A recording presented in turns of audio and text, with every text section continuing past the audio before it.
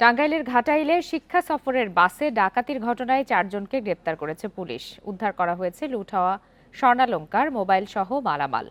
বুধবার ঘাটাইলের বিভিন্ন স্থানে অভিযান চালিয়ে তাদের গ্রেপ্তার করা হয়। দুপুরে প্রেস বিজ্ঞপ্তিতে পুলিশ জানায় গ্রেপ্তারকৃতদের কাছ থেকে বিভিন্ন দেশীয় অস্ত্র উদ্ধার করা হয়েছে। তাদের আদালতের মাধ্যমে কারাগারে পাঠানো হয়েছে। গত মঙ্গলবার ভোরে টাঙ্গাইলের ঘাটাইলে শিক্ষা সফরের 4টি বাসে ডাকাতি হয়। ওদিন রাতেই ঘাটাইল থানায় অজ্ঞাতদের আসামি করে মামলা হয়। মামলার অন্য আসামিদের গ্রেপ্তারে অভিযান চলছে।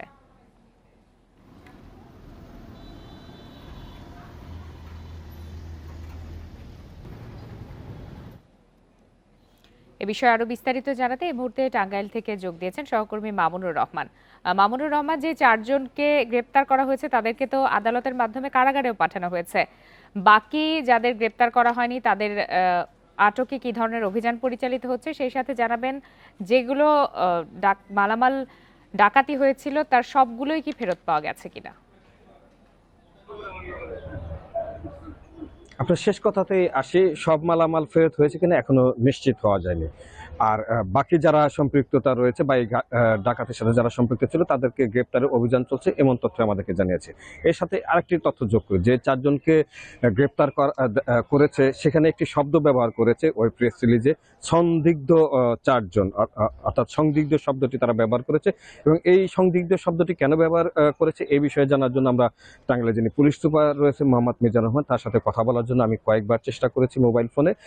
তিনি ফোন ধরেননি বা তিনি ফোন ব্যাক না করার কারণে এই বিষয়টি সুস্পষ্ট হতে পারেনি।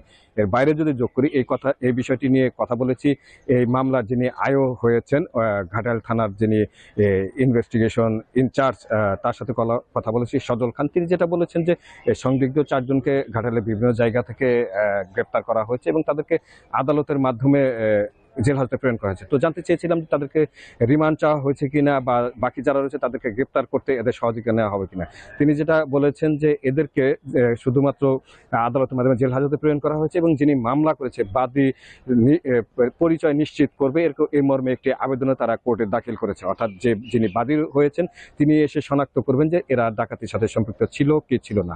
এই হচ্ছে সংদিগ্ধ 4 জনের যে বিষয়টি পুলিশ বলছে তার বিষয়। এখন পর্যন্ত এই হচ্ছে আমার কাছে টাঙ্গাইলের ঘাটাইলে 4 বাসে ডাকাতের সর্বশেষ। টাঙ্গাইল থেকে জানাচ্ছিলেন সহকর্মী মামুনুর রহমান।